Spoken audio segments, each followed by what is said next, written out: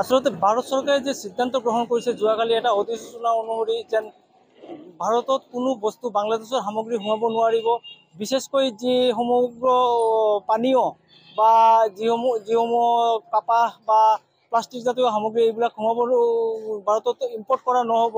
এই সিদ্ধান্তক কিন্তু শ্ৰীভূমি চহৰৰ বহুতে আদৰণি জনাইছে, কিয়নো তেওঁলোকে বিচাৰিছে যেন এইসকল সামগ্ৰী বহু পূৰ্বৰ পৰাই বন্ধ হ'ব লাগিছিল। আৰু বৰ্তমান প্ৰেক্ষাপটত দেখা গৈছে যেন বাংলাদেশে যে ভাৰত বিৰোধী স্থিতি সদায় অব্যাহত ৰাখিছে। বাংলাদেশত যেতিয়াই হাসিনা চৰকাৰৰ পতন হৈছে তেতিয়াৰ পৰাই কিন্তু যেন হিন্দু নিধনযোগ্য লগতে যেন ভাৰত বিৰোধী পোষ্ট সামাজিক মাধ্যমত ব্যাপকভাৱে বিয়পি আছে। ভাৰত বিৰোধী পোষ্ট লগতে যেন ইউনিট চৰকাৰেও কিন্তু কোনো পদক্ষেপ লোৱা নাই তেওঁলোকৰ নাগৰিকক। আৰু লগতে যেন বিভিন্ন সময়ত তেওঁলোকৰ যে বৌদ্ধিক মহল আছে, বৌদ্ধিক মহলে চিকেন নেকৰ কথা উল্লেখ কৰি আছে। এতিয়া ভাৰত পাকিস্তানৰ যুদ্ধৰ সময়তো কিন্তু বাংলাদেশৰ অধিকাংশ সময়তে দেখা গৈছে যেন পাকিস্তানৰ পক্ষত থিয় হোৱা, যদিও প্ৰত্যক্ষভাৱে নহয় পৰোক্ষভাৱে দেখা গৈছে যে বাংলাদেশে কিন্তু বিভিন্ন কথা কৈ আছে। এই সময়তে কিন্তু তেওঁলোকে পুনৰ চিকেন নেকৰ কথা কৈছে। গতিকে এই সমগ্ৰ সামৰি বন্ধ কৰা কিন্তু যে শ্ৰীভূমিত কিন্তু ৰাইজে কিন্তু আদৰণি জনাইছে। যদি দেখা যায় যে শ্ৰীভূমি যে বাংলাদেশৰ সামগ্ৰী যিখিনি আমদানি হয় এয়া হৈছে প্ৰাণৰ লিচি ড্ৰিংক বা মেংগ' ড্ৰিংক, এইবিলাক ড্ৰিংক আমদানি হয়। লগতে RFLৰ কিছু প্লাষ্টিক সামগ্ৰী আছে, প্লাষ্টিক সামগ্ৰী যিবিলাক আছে RFLৰ, ইয়াৰ কিন্তু যেন দুৱাৰ খিৰিকীৰ পৰা আৰম্ভ কৰি চকী টেবিল আন সকলো সামগ্ৰী আমদানি হয়।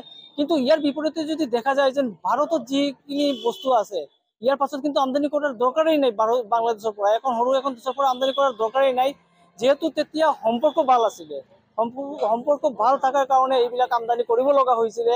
কিন্তু এতিয়া সম্পৰ্ক ভাল নহয়, কি কাৰণে আমদানি কৰিব, আমদানি কৰাৰ দৰকাৰেই নাই, এনেদৰে ভাবি আছে শ্ৰীভূমিৰ ৰাইজে। আমি য'ত থিয় হৈ আছো বাংলাদেশ সীমান্তৰ একেবাৰে কাষত থিয় হৈ আছো। আমি যদি দেখিব পাৰো ইয়াতে 100 মিটাৰ দূৰতে কিন্তু বাংলাদেশৰ যে সীমান্ত আছে, এইখন যে বিসৰ্জন ঘাট দেখা গৈ আছে, ইয়াতে বাংলাদেশ সীমান্ত আছে।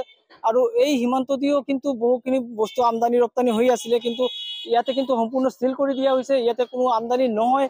আৰু গতিকে এই ইয়াতে যে ভাৰতৰ পদক্ষেপ কঠোৰ স্থিতি ক'ব লাগিব, বাংলাদেশৰ অৰ্থনীতি কোঙা কৰিব পাৰে যদি দীৰ্ঘদিন চলে। আৰু এই কিন্তু ৰাইজে বিচাৰে, এগৰাকী ৰাইজ আছে, আমি তেওঁৰ পৰাও অলপ জানি ল'ব বিচাৰিম যে কেনেদৰে লাগি আছে আচলতে ভাৰতে বন্ধ কৰিছে, কি ক'ব, কি লাভ হ'ব বা কি ক্ষতি হ'ব।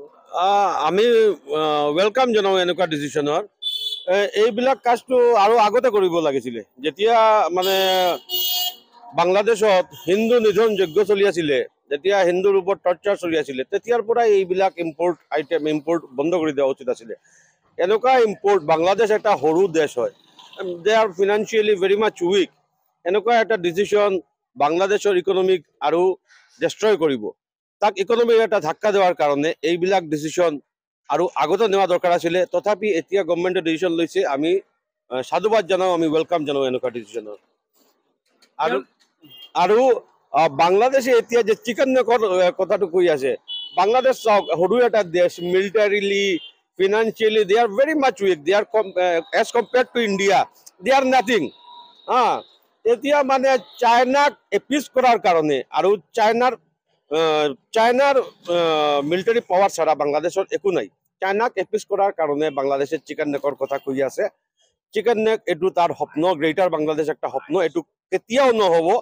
এতিয়া আমাৰ নৰেন্দ্ৰ মোদী ডাঙৰীয়াৰ নেতৃত্বত গোটেই ভাৰত বিশ্বই দেখিছে যে ভাৰতবৰ্ষই পাকিস্তানক কি কৰিছে। Comparatively to in comparison to Pakistan, Bangladesh আৰু তো মানে একোই নাই। তাৰ ডাঙৰ কাণ্ট্ৰি, এটা মৌলবাদী কাণ্ট্ৰি, তাক যদি এনেকুৱা কৰিব পাৰে, বাংলাদেশে বুজিব লাগে যে তাৰ কেনেকুৱা কি হ'ব। Bangladesh should be aware of such situation. আৰু আমাৰ মনে হয় যে বাংলাদেশক এনেকুৱা ইম্পৰ্ট আইটেম টোটেল বিজনেছেই বন্ধ কৰি দিব লাগে। তাৰ মানে বন্ধ কৰি দিলে বাংলাদেশ উইল বি টোটেলি ডেষ্ট্ৰয়ড, আৰু আমাৰ একো মিলিটাৰীও কৰিব নালাগে। বানপানীৰ ইয়াতে বাংলাদেশ ডুবি যাব, আৰু চিকেন নেকৰ কথা মাতি থাকে, এনেকুৱা মাতি থাকে, ফাল্টু বস্তু বাংলাদেশ। যদি দেখা যায় তেওঁলোকে কিন্তু বাৰ বাৰ চিকেন নেকৰ কথা কৈ আছে, আৰু লগতে যেন ইয়াৰ কিন্তু প্ৰায় এক প্ৰকাৰ কঠোৰ স্থিতি লৈছে এই ভাৰত চৰকাৰে। আৰু তেওঁলোকৰ যি সামগ্ৰী এনেও এটা শুনা গৈছে মান ইমান উন্নত নহয়, ভাৰতৰ যদি কম্পেয়াৰ কৰা হয়, কি বুলি ক'ব আপুনি? হ্যাঁ, সঁচাকৈ বাংলাদেশৰ যে প্ৰডাক্টবিলাক আহি থাকে খুব মানে বেয়া কোৱালিটি থাকে, বাংলাদেশৰ যে কাৰ্বনেটেড ড্ৰিংকবিলাক আহি থাকে বহু বেয়া কোৱালিটি। এইবিলাক খাই আমাৰ জনসাধাৰণৰ স্বাস্থ্য আৰু ডিগ্ৰেড হ'ব।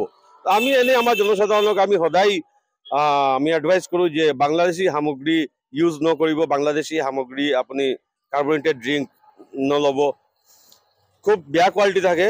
আৰু এনেই আমাৰ এইবিলাক যদি বন্ধ কৰি থাকে, আমাৰ মেক ইন ইণ্ডিয়াৰ দ্বাৰা আমাৰ ইয়াতে আৰু ডাঙৰ ফিনান্সিয়েল আৰু আমাৰ লাভ হ'ব। যদি বাংলাদেশৰ যিবিলাক আইটেম ইম্পৰ্ট কৰা হয়, এইবিলাক আইটেম যদি আমাৰ ইণ্ডিয়াত যদি প্ৰস্তুতি হয় বা প্ৰডাকশ্যন হয়, তো ইণ্ডিয়াৰ লাভ হ'ব, আমাৰ জনসাধাৰণৰ লাভ, আমাৰ লোকেল জনসাধাৰণৰ লাভ হ'ব। হয়, এক কথাত আত্মনিৰ্ভৰ হ'ব আৰু আত্মনিৰ্ভৰ হোৱাটো অতি দৰকাৰ। আৰু এয়া হয়তো এটা সুযোগ, যিহেতু সম্পৰ্কৰ খাতিৰত এইখিনি আমদানি কৰিব লাগিছিল, এক্সপৰ্টৰ লগতে ইম্পৰ্ট কৰিব লাগিছিল। কিন্তু এই মুহূৰ্তত যিহেতু এটা সুযোগ আহিছে, এতিয়া কিন্তু সম্পূৰ্ণৰূপে বাংলাদেশৰ সামগ্ৰী আমদানি বন্ধ কৰাৰ কাৰণে সকলে বাট চাই আছে। গতিকে যদি আমদানি বন্ধ হৈ যায় বাংলাদেশৰ পৰা, তেনেহ'লে এই উত্তৰ পূৰ্বাঞ্চলত প্ৰচুৰ সম্ভাৱনা থকা যি খেতিয়ক আছে, কমলা লেবুৰ পৰা আৰম্ভ কৰি বিভিন্ন ফল মূলৰ খেতিয়ক আছে, তেওঁলোকেও লাভান্বিত হ'ব, তেওঁলোকক উৎসাহিত কৰিব লাগে, এই ৰাইজে বিচাৰি আছে। আপুনি বিচৰা বাতৰি পাব কেৱল নিউজ 18 এপত। নিউজ 18 এপ ডাউনলোড কৰিবলৈ স্কেন কৰক এই QR কোড। গুগল প্লে ষ্টৰতো পাব এই নিউজ 18 এপ।